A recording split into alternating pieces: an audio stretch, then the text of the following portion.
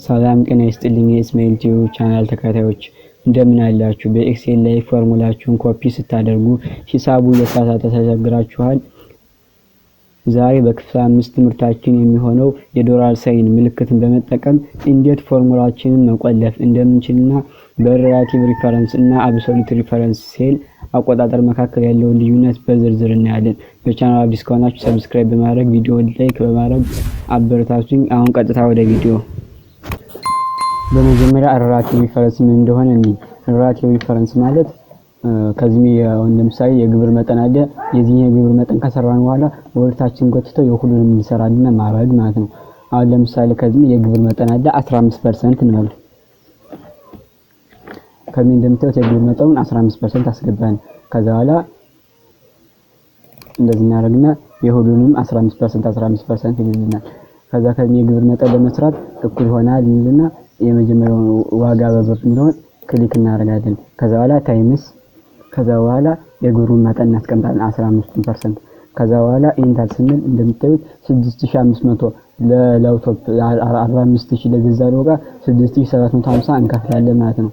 ወደታች እናደርገው ደግሞ የሁሉንም ይሰራልናል ማለት ነው። ግን ይሄ ሁሉ ጊዜ ላይ ይሰራልን ይችላል። አሁን ለምሳሌ ከዚህ ግን ላይ ይሄን ወደታች ማድረግ አልፈለግንም። ካልፈለግን 15% ታወቀ ስለሆነ ከዚህ የግብር መጠን ከዚህ ብቻ ማስቀመጥ አስፈለገን። ከዚህ ግን ላይ እኩል ይሆናል ለአብሶሉት ሪፈረንስ ላይ ደግሞ ለመጠቀም እኩል ይሆናል ካለ በኋላ ይሄን መጠን እናስቀምጣለን። ከዛ ታይምስ እንላለን። ታይምስ ካልን በኋላ ይሄኛውን የግብሩን መጠን እናስቀምጣለን። ከዛ ኢንተር እንላለን። እንደምታዩት 6750 ብር አለና ከዛ በኋላ ከዚህ ሲወርታችሁ ወይም ደግሞ ዳብል ክሊክ ስታረጉት እንደምታዩት አይሰራልንም ማለት ነው። ሁሉንም 0000 አርጎ ሰራልን ማለት ነው። ይሄን እንዲሰራልን ከፈለግን ከዚህ ግን ላይ እኩል ይሆናል እንላለን። እኩል ይሆናል ካልን በኋላ ይሄን እናስቀምጣለን። ከዛ ታይምስ እንላለን። ከዛ ይሄን እናስቀምጣለን።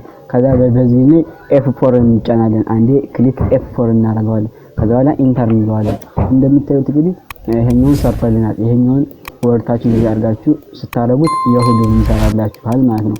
አሁን የዶላር ሳይን ምልክት ጥቅሙ ይሄ ነው ማለት ነው። አሁን በአብሶሉት ሪፈረንስ እና በሪሌቲቭ ሪፈረንስ ያለ መካከል ያለውን ልዩነት አይተናል ማለት ነው። ከዚህ ደግሞ ጠቅላላ ዋጋውን ደግሞ እንፈልግ። ጠቅላላ ዋጋ ኢኳልስ ቱ እንላለን።